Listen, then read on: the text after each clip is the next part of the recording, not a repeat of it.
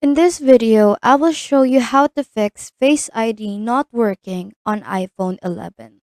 The very first thing you're going to do is to check for updates. You must update your iPhone and make sure that your iPhone supports Face ID. You have to check your Face ID settings. To check your Face ID settings, you must go to Settings and then tap Face ID and Passcode. Make sure that Face ID is set up and that the feature you're trying to use Face ID with are turned on. You must check that nothing is covering the TrueDepth camera.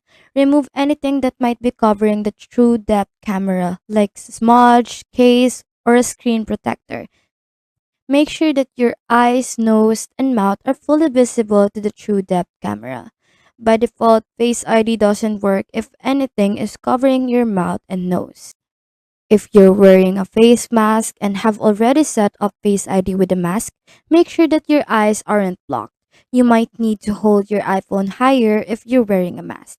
If you wear a mask too high or too close to your iPhone might not unlock. Make sure that you're facing the true depth camera.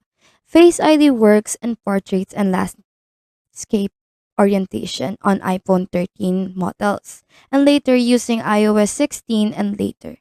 For earlier models such as iPhone 11, Face ID works on iPhone only when it's in portrait orientation and you're facing the true depth camera. The true depth camera has a similar range of view as when you take a selfie or make a FaceTime call. Whether your iPhone or iPad is lying on a surface or you're holding it in a natural position, make sure that your iPhone is on arm's length or closer, about 10 to 20 inches from your face. The last thing you have to do is to restart your device. Restart your iPhone and enter your passcode. Then try using the Face ID once again. So that's all there is today, and I hope this video helps you out.